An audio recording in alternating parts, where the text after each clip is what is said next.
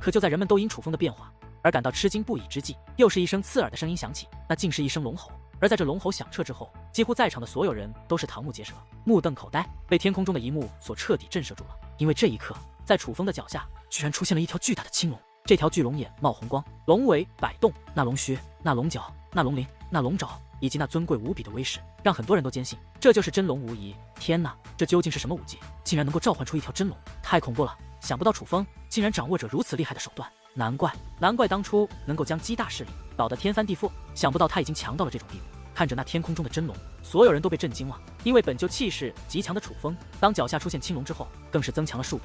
可以说在气势上，楚风已经压过了那覆盖蓝色火焰的张天翼。的确，此刻的楚风脚踏巨大青龙身，身前萦绕玄武盾，双手化为白虎爪，他站在天地之间，简直就是一尊势不可挡的战神，让人只看一眼便不由自主的会发自内心的对其又敬又怕。而楚风如今掌握的玄武盾甲术、青龙疾行术和白虎攻杀术之所以会有如此变化，那是因为随着楚风踏入天武境，秘技的力量也得到了提升。据楚风估计，若有一日他真的强大到了一定的地步，甚至可以将4种秘技从自己的体内召唤而出，以他们自己的意识来帮助楚风战斗。总之，秘技的确非常强大，因为它会跟随主人的实力而进行蜕变，这点是武技永远无法比拟的。张师兄，就让我用这个状态来与你一决胜负吧。楚风对张天翼微笑道：“好，想不楚风师弟的秘技竟然强大到了这种地步，已然不输于我掌握的玄功。”这一刻，张天翼也是激动无比，他先是一阵兴奋的大笑，随后手中的神木剑急速挥动，数道夹带蓝色火焰的光刃便向楚风飞掠而去。那神木剑所发出的符咒光刃本就厉害，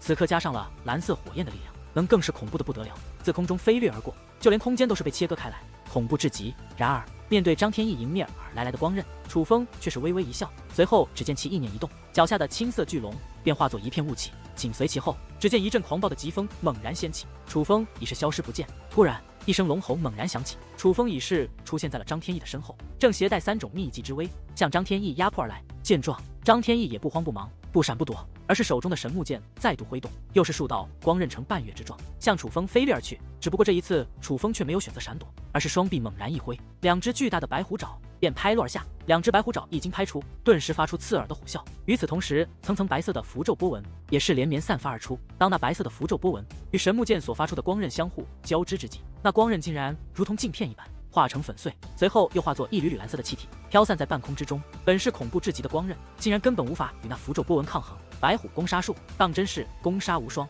而在将那光刃轰得消散之后，符咒波纹不但攻势不减，反而越来越强，正面向张天翼拍落而下。好厉害的手段，这便是秘技吗？见到这一幕，张天翼也是眉头紧皱，意识到了那白虎攻杀术的强大。不过张天翼也并没有因此屈服，反而仰天怒吼一声，那覆盖身体的蓝色火焰便如同爆发的火山一般喷涌而出，如同一道蓝色的火焰巨浪一般向楚风的白虎攻杀术反压而来。终于在那刺耳的轰鸣声中，白虎攻杀术与那蓝色火焰碰撞在了一处，紧随其后，磅礴的蓝色火焰与那白色的符咒波纹便混在了一起，呈圆形状，如冲击波一般袭击而来。不好！见到这一幕，始终淡定的青龙道人也是面容巨变，因为2人所造成的涟漪实在太过恐怖，若是轰落而下，定然会将这片山脉轰毁，让无数人丧生。于是他赶忙站起身来，大袖一挥，一层磅礴的紫色结界便以他为中心席卷开来。那结界的速度奇快，几乎只在瞬间就已然成型，遮盖住在了青龙宗的上空。天哪，这是怎么回事？看到那遮蔽上空的紫色结界，很多人都吃惊不已，根本不知道那是何物。唯有妖猴王和姜氏老祖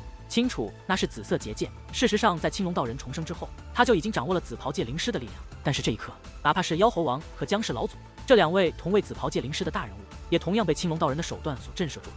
只是眨眼之间便布置出覆盖天空的结界，这样的手段至少他们是根本做不到，所以他们不得不感叹武君境的强大。而就在这时，那蓝色火焰与符咒波纹交织成的恐怖涟漪已是轰落而下，砸在了紫色结界之上。尽管有结界阻挡，但是人们还是能够清晰地感受到脚下的大地剧烈地颤动了一下。而在那结界之外，那种震动显然更为恐怖。尽管结界之外能够看到的只有那滚滚翻腾的恐怖涟漪，但是单看到那涟漪，人们也能够想象得到此刻那片天空陷入了怎样的破坏之中。好厉害！这便是年轻一代的最强者吗？这样的战力简直可以轻易地破坏一方宗门，太强大了！他们实在太强大了，人们都被天空上的一幕所惊呆了。哪怕是青龙道人也是忍不住低声说道：“这2个小子的战力还真是不简单。”不过胜负也该揭晓了吧？天空之上的隆隆之音持续了很久，那如大浪猛兽般肆虐的涟漪也在许久后才开始渐渐消散。不过青龙道人很是谨慎，他一直张开着紫色结界，以来抵挡天空肆虐的涟漪，生怕那涟漪落下会伤及到在场之人，直到那恐怖的涟漪彻底消散，化为滚滚白雾浓烟之后，他才收起结界。这一刻，所有人都紧紧地注视着天空，眼中充满了激动与期待。而在这满怀期待的注视下，终于在变淡的白雾之中寻找到了楚风与张天翼的身影。这是什么情况？他们究竟谁胜谁负？难道是平手吗？然而，当二人的身影彻底浮现之际，人们却是被天空的一幕惊呆了。紧随其后，在众人的脸上皆是浮现出了迷茫和不解的神情。因为天空之上，楚风与张天翼已经分别收起了秘籍和蓝色火焰，二人恢复了正常的模样。但同样的，他们都是衣衫完整，没有一丝伤痕，所以人们才会如此迷茫。因为二人的状态显然已经停止切磋，但是他们的外表却很难看出谁胜谁负。楚风师弟，谢谢你的好意，不过败了就是败了。刚刚你若不是留手，我如今已经是身负重伤。突然，张天翼开口了，脸上挂着淡淡的微笑，这是感谢的笑容。张师兄，你……见状，楚风本想说些什么，但是看到张天翼的神情后，楚风也是明白了他的意思，于是也不再多劝什么。因为就在刚刚，二人各自凭借强大的手段进行最后的对决，不过最终还是张天翼败了。他的禁忌玄功，那萦绕在他身体的蓝色火焰，败给了楚风的3种秘籍。不过就在千钧一发之际，楚风却收手了。而对于楚风的收手，张天翼也很清楚，楚风是故意的，他是故意要给张天翼一个台阶下。楚风想让这场切磋以平局收场。对于楚风的举动，张天翼很感激，因为他知道楚风是真的拿他当兄弟，否则以楚风的性格，绝对不会这样。但是越是这样，他就又要还给楚风一个公平。于是他又将目光扫向下方的众人，面带微笑，高声说道：“这场切磋是我张天翼败了，而且输得心服口服。楚风师弟的确要胜过于我，在我之上。”什么？是张天翼输了吗？听得此话，起初很多人还感到不可思议，但是看到张天翼和楚风那释然的表情后，他们却信了。他们已然看出张天翼的确是败了，而且也的确是败得心服口服。对于这一结果，有些人意料之中，有些人则是吃惊不已。但是不管怎样，他们都对楚风的实力有了一个全新的认识。而随着楚风与张天翼的切磋落幕，青龙宗的开宗庆典也正式开始。不过这场庆典，人们印象最深刻的却绝对是张天翼楚风的这场比试。这场比试几乎让在场的所有人感到震撼，并且也让他们铭记住，楚风才是九州大陆年轻一代的第一人，没有人再敢有所质疑。开宗庆典结束之后，楚风、张天翼、江无伤3人便准备前往东方海域，因为算一算时日，距离四海书院招收弟子的日子已是只剩下3个月。虽然楚风3人如今皆是天武境，速度皆是极快，但是如今也必须尽快启程，否则错了10日，就只能再等上1年。眼下一切都已准备就绪，在青龙宗的一座广场上，人山人海，他们都是为楚风3人送行的。而在广场的中心，则停放着一辆巨大的银白色战车，这辆战车非常的引人瞩目，几乎成为了此刻的焦点。无伤兄弟，你的这辆战车这么大，速度上一定会有所减缓吧？这样的战车能在3个月之前抵达四海书院吗？依我看，咱们还是依照自身实力来赶路吧，那样应该更快一些。看着眼前这辆战车，张天翼泛起了嘀咕，因为眼前的这辆战车很大，并且很豪华，与其说是一辆战车，不如说它是一辆移动的小型宫殿。可是凡事有利必有弊，这样的战车用来赶路的确很舒服，但难免速度上就会有所减缓，所以他怕时间不够用。天翼大哥，你就放心好了，我的这辆战车可是我江氏皇族最贵重的骑兵，没有之一。之所以贵重，不是因为它拥有多么强的威力，而是因为它拥有极快的速度。虽说它的速度也许无法和楚风大哥所掌握的秘籍青龙极行术相提并论，但是以咱们3人的实力轮番催动的话，3个月内定然能够到达东方海域。江无伤在一旁说道：“原来如此。”听得此话，张天翼才释然的点了点头。他也知道骑兵有种类之分，有的些骑兵的确在作战之时起到的作用极低，但是却有着强大的辅助作用。对了，天翼大哥，楚风大哥呢？他怎么还不来？江无伤好奇地问道。因为眼下一切准备就绪，只差楚风1人，他们就可以前往东方海域了。他呀，还有一些人放不下。张天翼无奈地叹息了一声。与此同时，楚月、楚孤羽、李长青、青龙道人等与楚风亲近的人，都是不由长叹一声，脸上或多或少地涌现出一抹无奈，因为他们都知道，在这九州大陆的确有2个人是楚风所牵挂而放不下的。虽然如今地藏产生变化，青龙山脉的地藏入口已经关闭，但是因为万古坟冢乃是青龙道人所打造，所以自然见存，只是已然不再贯通地藏罢了。而万古坟冢之内，封印苏柔和苏美的结界还在流转，他2人也是安详躺在其中，气色红润，精气十足，就连2人的气息都是达到了玄武9重。不过可惜，却始终陷入沉睡，迟迟未能苏醒。小柔、小美，看到你们能够在沉睡中得到那神秘珠子的滋养，而使得实力变强，我真的为你们感到高兴。真想每天都能这样看着你们，不过我却不能。眼下我有很重要的事要做，这关系到紫菱的生命，也关系到我的身世，所以我不得不离开了。楚风坐在结界前，一边望着结界内的苏柔和苏美，一边淡淡的笑着，只不过那笑容之中却满含不赦之意。小柔、小美，你们看，这是我为你们准备的礼物。楚风自乾坤袋内取出了2条长裙，一条为淡绿色，绣有柳叶，一条为粉红色，画着桃花。这不是2条简单的裙摆，它们分别萦绕着淡淡的绿光和锋芒，并且隐藏着强大的威压。这乃是2件骑兵，是楚风在姬氏皇族所夺来的。从姬氏皇族回来后，楚风将很多宝贝送给了楚月等家人，不过这2条美丽的裙子却是楚风为苏柔和苏美留下的，这是我特意给你们准备的。我觉得绿色的更适合小柔，能衬托你的成熟气质；粉色的适合小美，能衬托出你的天真活力。我相信这2条裙子你们穿上一定很美，因为你们本就是那么美，无论穿什么都很美。我多想亲眼看看你们穿着它的样子。说到这里，楚风的声音有些哽咽，双眼也红润了。都说男儿有泪不轻弹，只因未到伤心处，而面对2个为了自己险些丢掉性命，如今沉睡了足足2年，并且不知道还要继续沉睡多久的爱人。楚风内心的愧疚始终在折磨于他，那肿痛很刺心。等着我会回来的。那个时候，如果你们苏醒过来，我就带着你们一起离开。终于，楚风满面不舍地说出了这句话。他没有哭出来，因为他不想当着自己心爱的人面前哭。他要坚强，唯有坚强才能让他承担更多，因为他注定要背负很多。于是，在又深情而不舍地看了一眼苏柔和苏美这2位美人后，这才站起身来，转身离去。可是，楚风刚刚走出，没有走出多远，身后便突然发出耀眼的光芒。回头观望，楚风不由神色一变，因为他惊愕地发现，那本稳定运转的结界内，此刻竟然涌现出2层恐怖的力量。那是一层炙热的火焰和一层凶猛的寒冰，两者交织在一处，形成了一股非常狂暴的能量体，正在轰击那紫色结界。这是怎么回事？见到这一幕，楚风顿时慌了，因为他的第一想法就是本已稳定的冰火珠子再度失控，但是这冰火珠子可不是他能控制的。所以楚风这一刻做的第一件事，便就是转身离去，想要去向青龙道人求助。可楚风刚刚转身，身后便突然传来一声刺耳的轰鸣。回头观望，他更是面容大变，因为那冰火交织的力量已是冲破结界，蔓延而出，充斥那片空间。糟了！面对这种情况，楚风已然无法离开，因为他觉得，如果这珠子彻底失控，苏柔和苏美也将要大难临头，不但会成为傀儡，甚至还会被直接吞噬。所以他不能就这样离开，哪怕拼掉性命，也要做些什么，为苏柔和苏美争取一丝希望。然而，就在楚风刚要动用结界，尝试去封锁那冰火之时，那肆虐的冰火竟然开始回缩。到的最后，冰火2种力量不但分割，居然化作了2道身影。这2道身影正是苏柔和苏美，只不过此刻苏柔的妩媚之中多了一丝冷艳，而苏美的甜美之中也多了一丝火热。最主要的是，他2人此刻的气息竟然已经不再是玄武，而是天武。他们2个已经踏入了天武2重。楚风，当苏柔和苏美见到楚风后，那绝美的面容之上皆是露出迷人的笑容。在那充满喜悦与激动的呼唤之后，2人娇躯一纵，便来到了楚风的身前，一同拥入了楚风的怀抱，一左一右的抱着楚风，不肯撒手，只是用那小脸紧紧地贴着楚风的胸膛，感受着那久违的心跳与温度。小柔、小美，你们没事了。而看着怀中的2个美人，楚风则是一愣，感觉是这样的不可思议。日夜牵挂了足足2年，但却始终未曾醒来的2个爱人，竟然在这个时候醒来了。这时让楚风有些不知所措，甚至难以置信。楚风，我们出发吧，我想和你一起去东方海域，我要和你一起去将紫菱抢回来，她是属于你的，她只属于你。突然，苏美扬起那甜美而青春的小脸，满是凝重地对楚风说道：“什么？这小美你？”然而本就是不知所措的楚风听到苏美的话，更是懵了，心想他怎么会知道东方海域的事情？难道说楚风这么长的时间内，虽然我陷入沉睡，但却能够清晰地听到你们所有人的一言一笑以及对话？所以这些时间所发生的一切，我们都知道。相信小美也是与我一样吧。就在这时，苏柔那一双水汪汪的大眼睛微微眯起，露出了善解人意的笑容。说话之间，她看向了自己的妹妹苏美。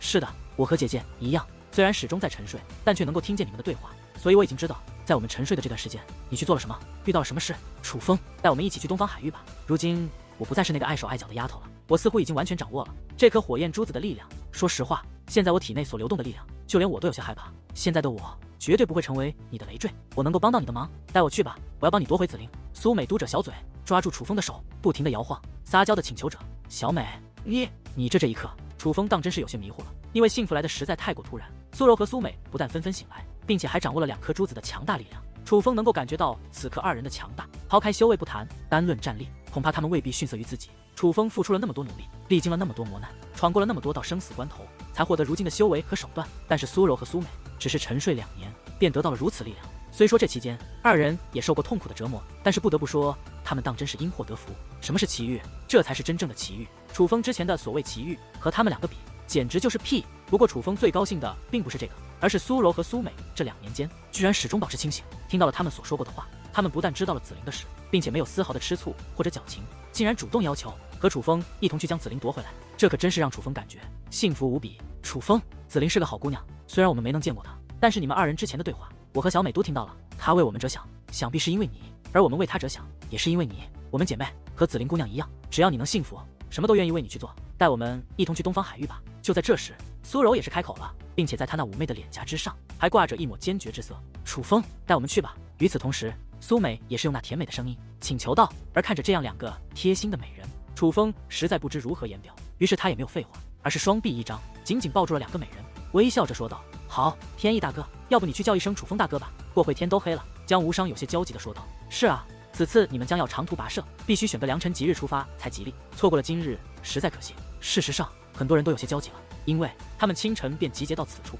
准备送楚风等人出发。但是现在已经太阳西落，过了整整1日的时间，此刻眼看着天就要黑了，人们自然有些按耐不住。天意啊，去叫一下楚风吧，不要让大家再等了。见状，青龙道人也是开口道。而在青龙道人开口后，张天翼也是点了点头。可就在这时，在主殿的方向突然出现3道红光，那3道红光先是冲上天际，随后又如同流星一般坠落而下，最终落在了广场的中心。而当那3道红光落下之后，便化作了3道身影。当看清3人的面容后，在场的所有人都是不由一愣，尤其是那些与楚风关系亲密之人，更是大嘴一张，随后脸上露出了狂喜之色，因为这3位正是楚风、苏柔和苏美。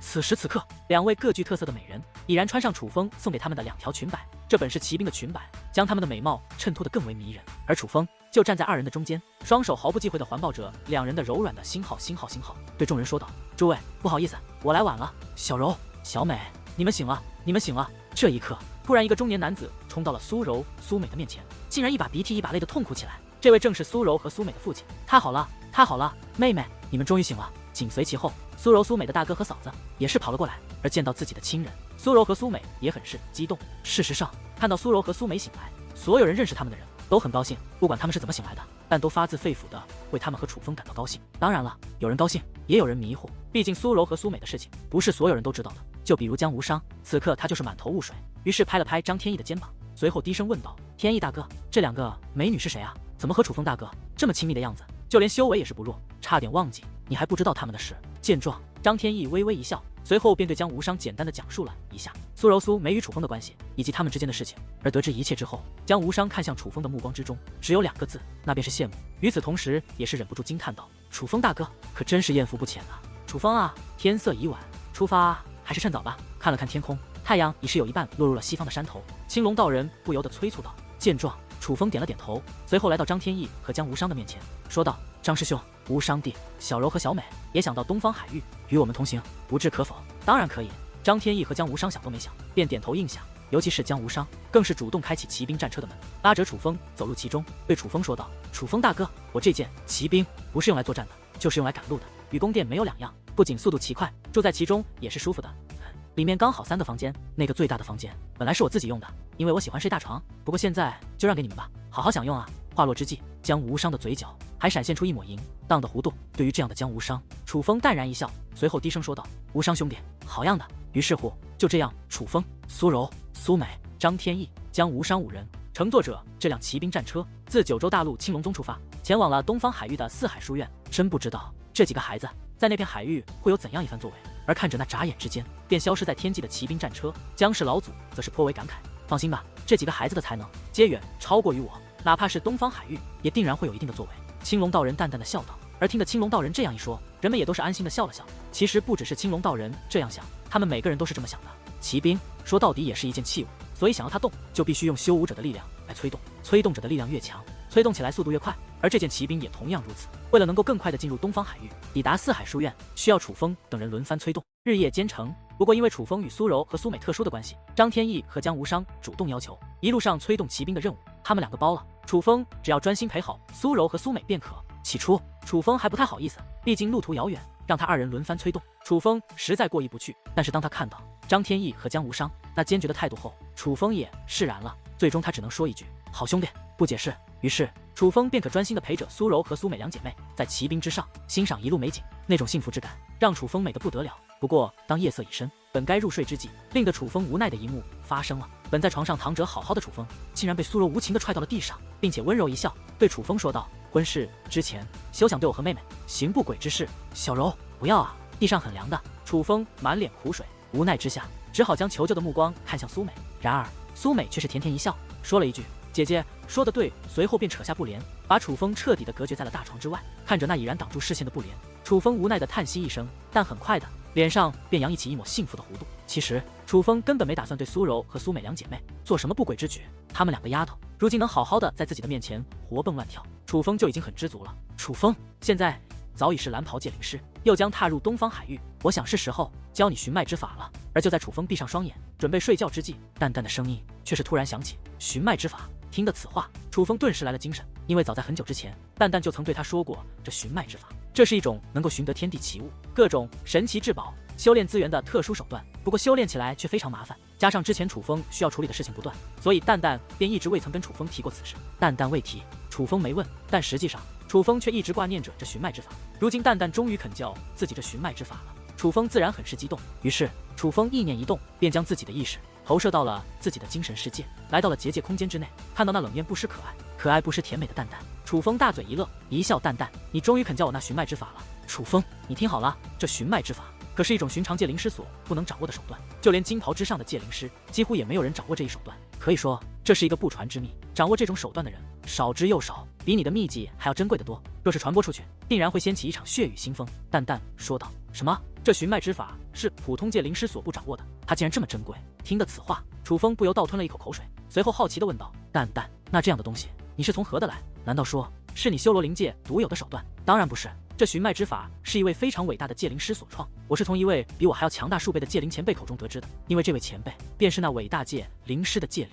楚风说道：什么？比你还要强大数倍的前辈？听得此话，楚风更是倍感吃惊。淡淡没被封印之前，应该已是极为强大，那么比他还要强大的界灵又会是何等存在？那可是整个修罗灵界都少有人敢不敬畏的界灵。提起那位界灵，就连向来高傲的淡淡脸上都涌现出一抹尊敬，可见那位界灵当真不凡。不过楚风更惊叹的是，那界灵的主人，那界灵已经是如此强大，那么那界灵的主人又将是何等人物？不过楚风，事先我要提醒你，虽然我知道这寻脉之法的修炼方法，但却不知道它能否成功。但我唯一可以告诉你的一点是，这寻脉之法可并不好修炼，天下间有什么事是容易的呢？淡淡，你就说吧，我应该怎么做？楚风淡然一笑，开口问道：寻脉之法需修炼三物，一是修眼，二是修脑，三是修心。修眼，这可谓是寻脉之法的关键，因为寻脉要用你的眼去看一切，而这样的眼叫做天眼。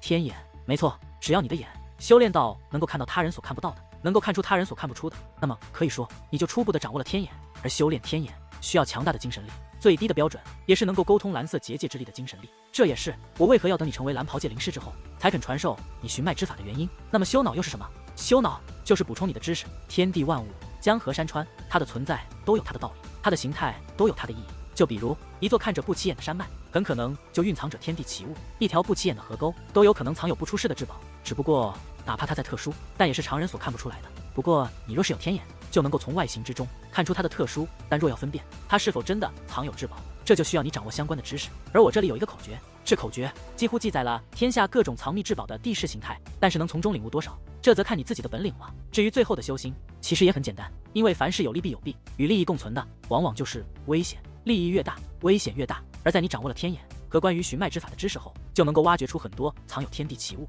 或者世间至宝的地方。但是你要知道，那里面的东西可能让你蜕变为龙，修为大涨，也可能让你功亏一篑，丧命其中。当发现一处蕴藏宝藏的地方之时，进还是不进？进入后又要怎么走？这都是要由心而定。一颗冷静而强大的心，往往能让你保住性命，得到更多的收获。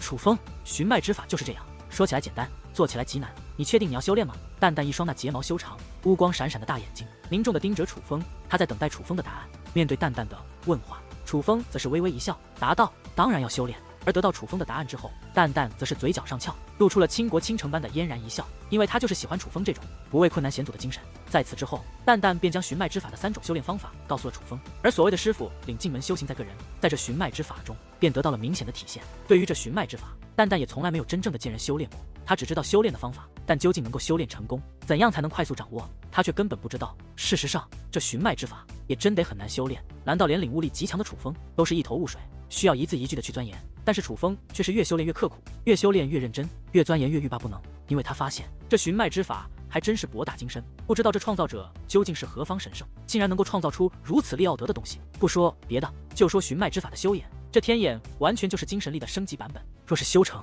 根本无需精神力去感应，只看一眼便能看穿精神力所能感受到的一切。这么说吧，若是将天眼修炼成功，楚风便能隔墙观物，也就是所谓的透视。修炼到后期，楚风的这双眼睛便能够拥有毁天灭地之能，一眼之间便可让山川夷为平地，让湖泊干枯沸腾。若是修至大成，那更是可视人的内心魂魄，明辨中间。只是一眼便能看穿一个人的本性，甚至只是一眼便能让人屈服，为自己效忠一生。至于修脑，更是不得了，不过百字的口诀却蕴含着天地间的无穷奥妙，光是一个字就蕴藏着世间的许多玄妙之处。只不过究竟能从中领悟多少，这就完全靠修炼者自己的领悟力了。总之，这寻脉之法是彻彻底底的吸引了楚风，因为楚风觉得，若是能彻底的掌握这寻脉之法，那他日后还真不愁什么修炼资源了。甚至依靠着寻脉之法，他将成为至尊级的强者。因为他隐约间觉得这寻脉之法似乎暗藏天机，于是楚风之后的日子便完完全全的投入到了寻脉之法的修炼之中。而这一投入便是足足2个多月的时间。2个月的时间，骑兵战车飞过了无数座荒漠平原、江河湖泊，甚至连小型的海域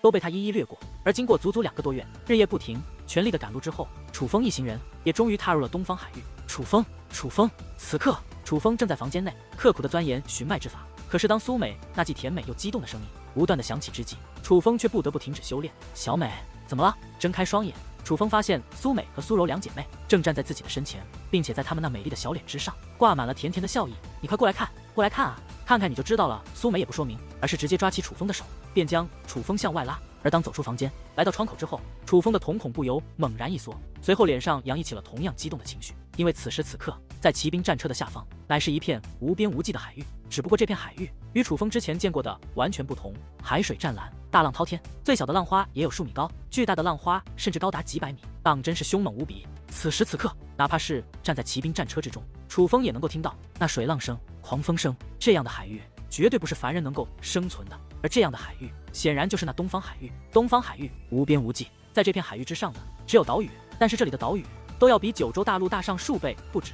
东方海域深不见底，据说在这海底之中生存着巨大而凶猛的海兽，甚至还有强大的妖兽种族常年生存在海底深处。同样的，这海底之中也有着遗迹无数，宝藏更是数不胜数。江无伤在一旁说道：“果然不简单，进入这里真的犹如来到了另一片天地。”楚风也是颇为感慨，犹如自己的人生进入了一个新的起点一般。东方海域很大，尽管四海书院位于较东的方位，但是想要抵达也需要多日时间。又经过了足足10几日的赶路，他们的视线之中总算出现了一座岛屿，而在那岛屿之上，他们也总算看到了人类的痕迹。快看，前面有一座客栈，反正距离四海书院也不远了，不如我们下去吃一顿吧，尝一尝这东方海域的饭菜究竟是何口味。江无伤指着前方大声呼喊起来，而顺势望去，果然有着一座很大的客栈。那客栈外停着很多辆战车和特殊的马匹，甚至还有被绑上结界绳索的妖兽，同时也有很多人影窜动。尽管距离还很远，但也能够看出那里的人几乎都是修武者，就连战车很多也都是由妖兽拉动的，并且那哪里是客栈，简直如同一座小型的城池。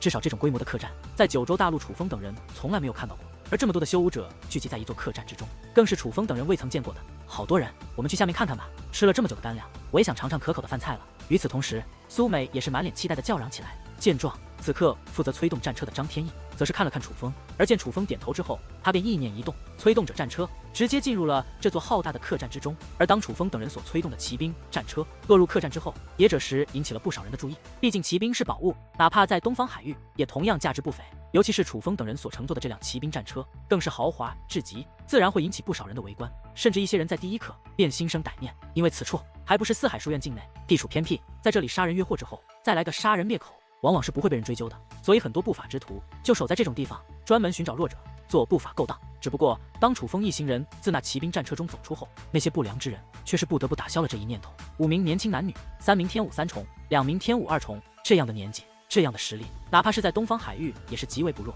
甚至于一些人看到楚风等人，竟然赶忙退避，眼神之中涌现出了些许忌惮与恐惧。唯有一些色胆包天的人，被苏柔和苏美的美貌所吸引，才敢多看一眼。但是当他们发现楚风等人的目光有些不爽之后，也是赶忙转移视线，一边陪笑认错，一边快步离去，生怕被楚风等人教训。看来无论在哪里，人们都是欺善怕恶呀。看到那刚刚还虎视眈眈围拢上，但在他们展现出实力后却赶忙退避的人群，张天翼讽刺地笑了笑，弱肉强食是这个世界唯一的法则，哪里都不例外。楚风也是笑了笑，几位客官，你们是住宿啊，还是吃饭呢？就在这时，一位小二打扮的男子满面笑意地跑了过来。还别说，虽然是小二的装扮，但是他的服饰相比于九州大陆小二的服饰可就要华丽得多，根本不像平民百姓。但最令楚风等人惊奇的是，这位小二居然是一位元武境的修武者。这便是东方海域吗？居然连小二都有元武境的修为。但是此刻最过吃惊的却要数苏美，因为当初他的修为便在元武境，若不是有这火焰珠子进入他的体内的话，说不定现在的他也还是元武境。可是这东方海域，一个身份卑微、为人端茶倒水的店小二，居然都是元武境，这实让他感到吃惊不已，甚至有些不平衡。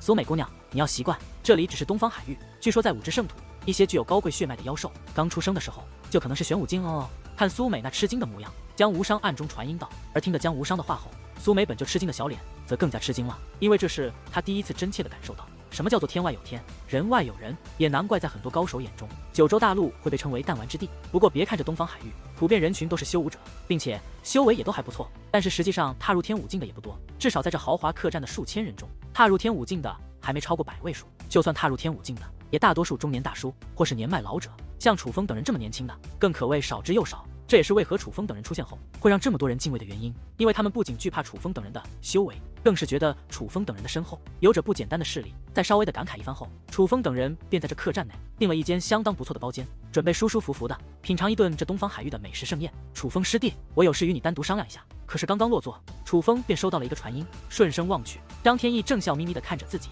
你们先点菜，我出去小解一下。见状，楚风便赶忙起身向外走去。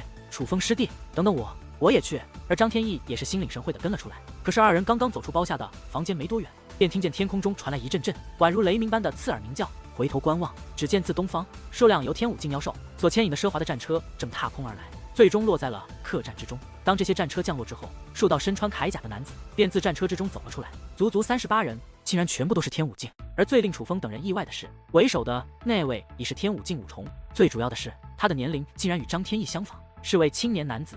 青年男子显然是这群人中的头目。而听他手下与他的交谈当中，楚风与张天翼也是得知这些的身份，他们也来自于东方一个叫做申屠皇族的地方，与江无伤一样，乃是具有传承血脉的特殊人群。至于那名实力在天武五重的青年男子，叫做申屠浪，乃是申屠皇族的皇子，也是准备进入四海书院修炼的。他们与楚风等人一样，经过一路的长途跋涉，看到这间客栈便来小歇一番。今年东方陆地的申屠皇族还真是来了一群不简单的人物啊。是啊，前几天东方陆地已是来过2名申屠皇族的皇子，他们乃是天武4重的修为，这样的年纪，这样的修为，哪怕是拜入四海书院，也是能够得到重点培养。想不到今日申屠皇族竟然来了个天武5重的，看来这申屠皇族应该是东方陆地最强的势力了吧。这申屠浪等人的出现引起了不少人的注意，围观的一些人们甚至开始惊叹连连，低声议论起来。而他们所说的东方陆地，其实就是楚风等人来的地方，因为那里数座大陆连绵交错，只有江河分割界限，所以被东方海域的人统称为东方陆地。看什么看，赶紧滚蛋，打搅了我家皇子休息，你们都得死。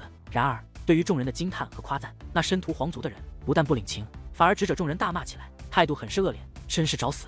对于这一幕，楚风则是面容一变，双拳不由微微握起，因为别看那申屠皇族的人是在指着众人骂，但实际上也将他和张天翼包含在了其中，他们都被骂了。他不过还不待楚风上前，楚风便感觉一只手拽住了自己，回头观望张天翼正冲着自己微微摇头，低声说道：楚风师弟，咱们初来乍到，多一事不如少一事，忍一时风平浪静，退一步海阔天空。见状，楚风也不再多说什么，他不是怕了，只是不想驳了张天翼的面子。而后楚风与张天翼也不理会这群申屠皇族的人，而是离开客栈，来到了一处没有人烟的地方。张师兄，有什么事情不妨直说，咱们2个的关系无需见外。楚风微笑道：跟你我也就不客套了，其实我此次找你的确是有一件事想要请你帮忙。张天翼说道：什么事？但说无妨。楚风敞亮的笑道：其实也没什么大事，只是楚风师弟，你既然不打算到四海书院修炼，以你的性格，应该会在这东方海域到处转转吧。张天翼说道：这一点倒是不假，我有一些事情要做，而这些事情注定我是要在这东方海域周游一番的。楚风不可置否的点了点头，那就好办了。楚风师弟，你将这个带在身上，你四处周游的时候帮我注意一下，如果看到与这一样的标志，请务必转告于我。说话之间，张天翼从怀中掏出了一块玉佩，递给了楚风。这是结果玉佩。楚风的瞳孔不由一缩，平静的脸上涌现出了些许惊讶。这玉佩呈黑色，质地很是特殊，甚至以楚风如今的实力，想破这玉佩都不可能。显然这不是一块普通的玉佩，并且在这玉佩之上还刻画着一个特殊的图案，那是一把精致的剑。若是把这把剑按比例放大，应该是一把很长很宽的大剑，只不过在这把剑的两旁还刻画着一对翅膀，翅膀延伸而出，似是要带着大剑飞起一般。所以这样来看，这更像是一个特殊的标志，或者具备着特殊的寓意。张师兄，这玉佩你是从何的来？楚风好奇地问道。直觉告诉他，这玉佩来历绝对不简单。实不相瞒，我失忆过。张天翼有些尴尬地说道。什么？你失忆过？听得此话，楚风顿时惊讶了几分。没错，我失忆的时候只有6岁，我记不起6岁之前发生过什么事，我只知道当时的我身处一片陌生的土地，而后来我才知道那片土地叫做青州。当时的我身无分文，身上除了一套衣服，便只有2个东西，一个是这块玉佩，另一个便是他。张天翼说话之间，从怀中取出了一本书，而在那上面写着4个大字：禁忌玄功。张师兄，你……这一刻，楚风也是吃惊无比，因为他似乎明白了一些什么。原来张天翼所修炼的禁忌玄功，并非其余所得，而是本就在他身上的。最主要的是，这玉佩和玄宫已然证明一件事，那就是张天翼的身世应该也很特殊。我不知道我是因为什么失忆的，但我觉得我应该不属于青州，也不属于九州大陆，而这玉佩应该能解开我的身世之谜，也许能让我找回6岁之前的记忆。楚风师弟，你也无需特意的去替我寻找什么，因为这种事是靠运气的，你只需要帮我留心一下便可。其实就连我也不能确定他们到底在不在东方海域。张天翼面带微笑，但是楚风却能够感觉到他那笑容之下隐藏的伤感。一个6岁的孩子，无父无母，独自一人，那种艰辛是楚风能够想象的。尽管他年少的时候在楚家过得并不如意，但起码还有人照顾。但这张天翼显然年少之时比他过得还苦。最主要的是，楚风如今也很想得知自己的身世，所以楚风能够深切地体会到此刻张天翼的心情。张师兄，你放心吧，我一定会留意的。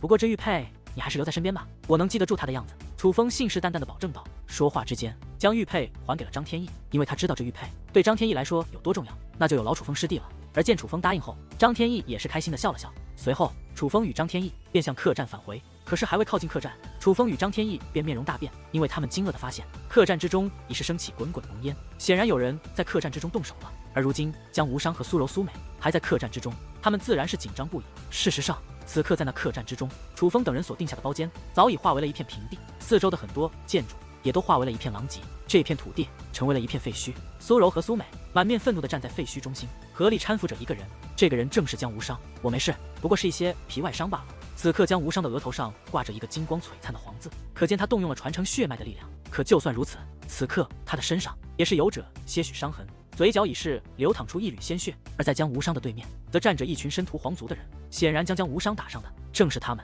这么嚣张，我还以为多了不起，结果是一个废物罢了。你姓江对吧？那位叫做申屠浪的皇子轻蔑地问道。没错，你想怎样？江无伤倔强地擦拭掉嘴角的血迹，大声问道。怎样？哼申屠浪一声冷笑，随后对身旁的护卫说道：记住了，他姓江，他的皇族应该叫做江氏皇族。生出这样的废物，他江氏皇族也没有存在的必要了。你等回到皇族之中，记得禀告我父皇，派人去将那江氏皇族给铲平。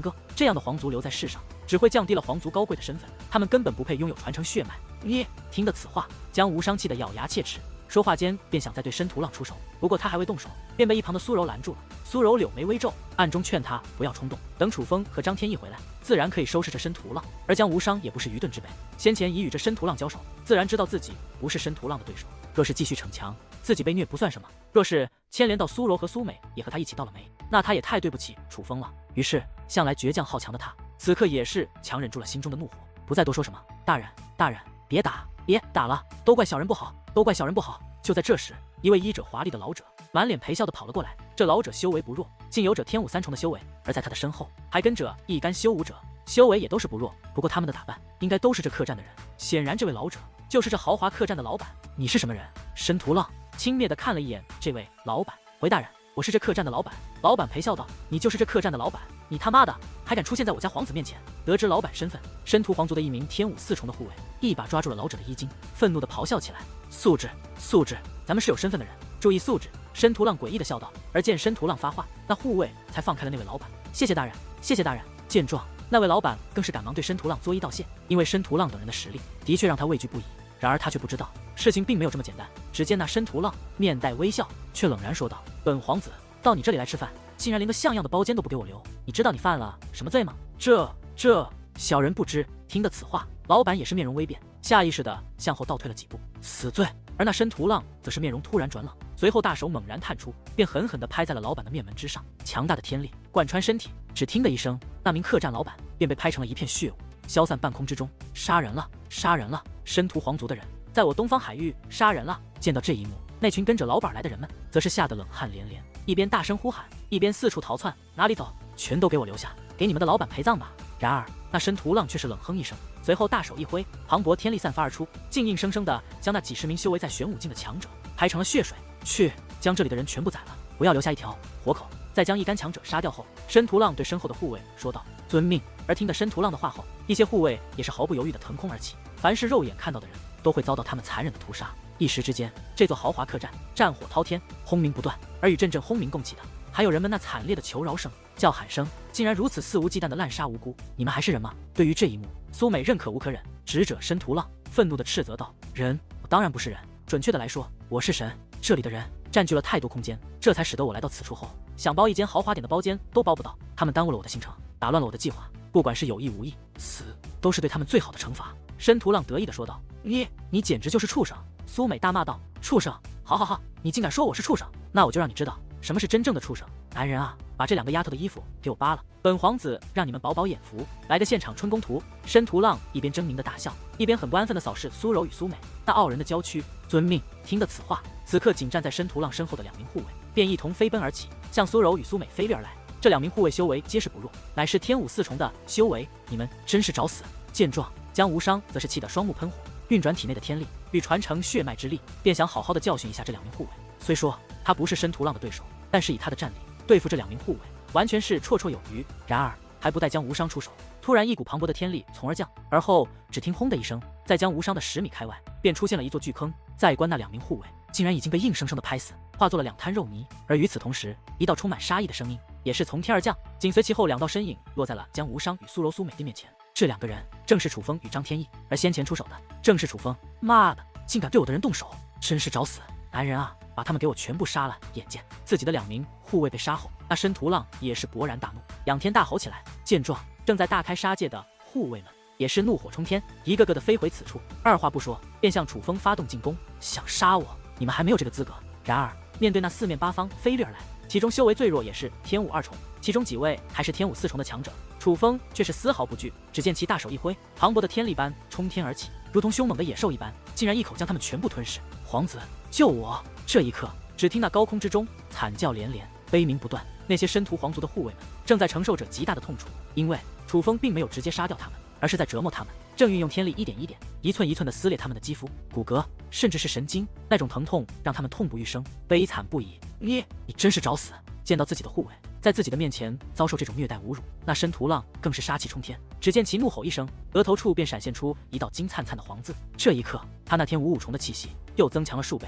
此人的战力的确是不容小觑，比他们的那些护卫要强上数倍不止。只不过对于如今的楚风来说，别说他是天武5重，哪怕是天武6重，甚至是天武7重，也是根本不足为惧。只见楚风眼中雷霆涌动，气息便急剧攀升，眨眼之间便从天武3重攀升到了天武6重。在修为攀升之后，楚风意念一动，只听得一阵爆鸣，天空中的申屠皇族护卫便皆化作大片的血水，如雨一般倾洒而下，全部落在了那申屠浪的身上。这一刻，莫说是那申屠浪，就连张天翼、江无伤、苏柔和苏美也是吃惊不已。他们都知道楚风很强，但却也没有想到强到这般地步。原来楚风的真实修为已经踏入了天武6重，尤其是想想楚风那恐怖的战力，再想到楚风如今的修为，他们完全能够想象，如今楚风真实的力量究竟强到何种地步。恐怕连天武8重者也都未必是楚风的对手。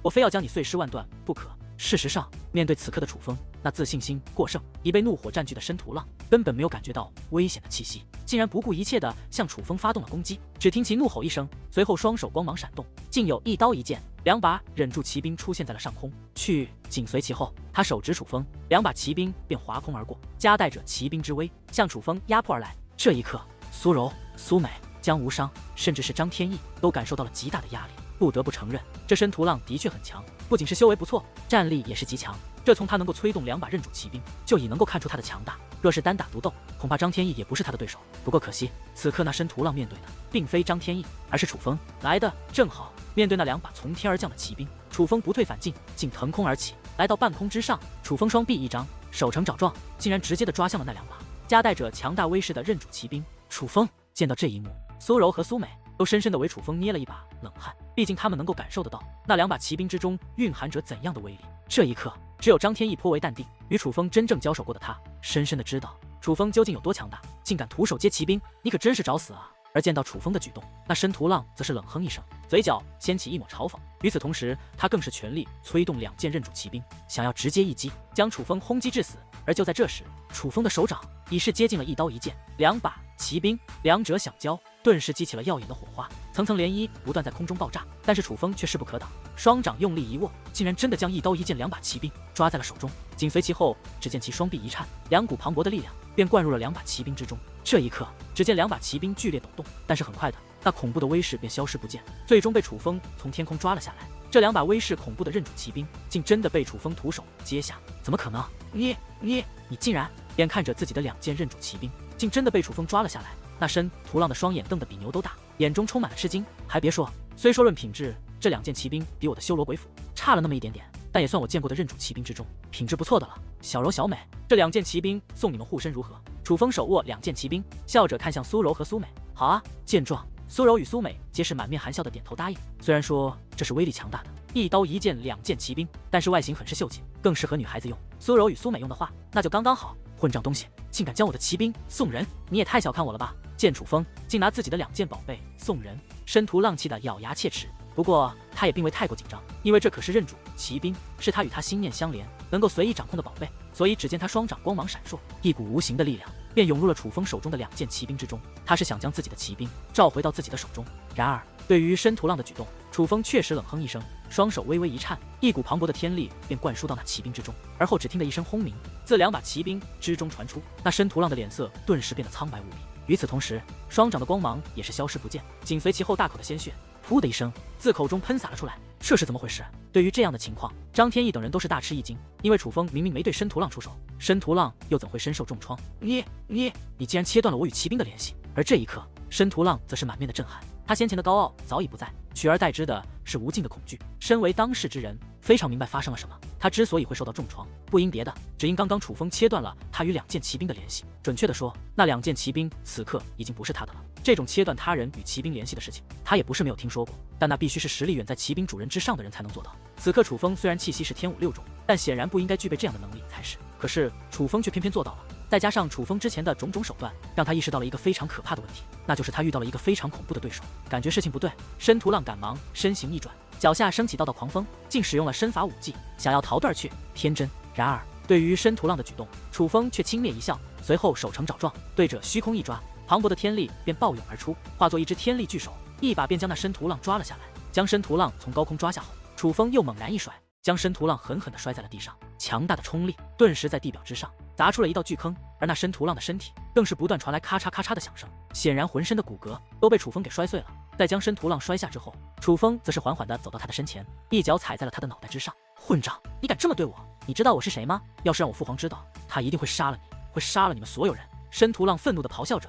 身为高高在上的皇子，族内有名的天才，他还从来没受过这样的侮辱。你确定你的父皇会知道今日的事？楚风的嘴角掀起一抹诡异笑容，而听得此话，申屠浪则是不由倒吞了一口口水，本还嚣张的面容顿时被无尽的恐惧取代。他已经明白了楚风的意思，因为有一种手段叫做杀人灭口。你刚刚说他们耽误了你的行程，所以就该死。那你可知道敢对我的朋友动手是什么下场吗？看着脚下的申屠浪，楚风淡淡的问道：“这位兄弟，误会，其实是误会，真的是一个误会。我本来无心对你朋友动手的呀。喂，兄弟，你干什么？放了我吧，咱们有事好商量。”这一刻，申屠浪慌了，他真的害怕楚风将他宰了。不过楚风却没有给他解释的机会，而是单手将他提起，随后便将精神力扩散而出，这才向西北方向飞掠而去。对于楚风的举动，张天翼等人感到不解，于是赶忙腾空而起，向楚风飞去的方向追赶而去。而腾空之后，他们才发现这豪华客栈早已空空如也，除了那满地的尸体和他们几人外，基本没有任何的活人了。至于为何会这样，其实也很简单，并非是申屠皇族的人